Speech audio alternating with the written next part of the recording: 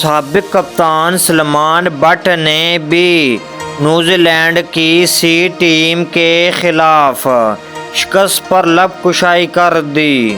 سلمان بٹ نے کہا کہ لوگ پوچھ رہے تھے کہ پاکستان نے ریٹائر کھلاڑیوں کو واپس کیوں لایا گیا، جواب آپ کے سامنے ہے۔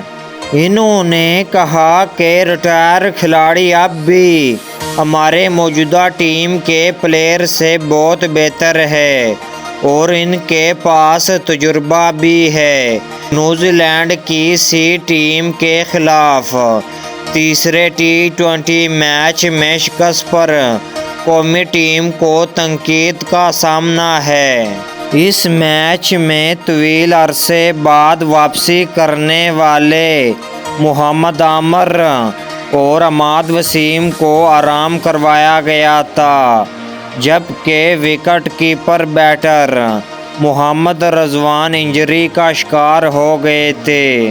واضح رہے کہ سیریز کا چوتھا میچ 5 اپریل کو لاہور میں کھیلا جائے گا۔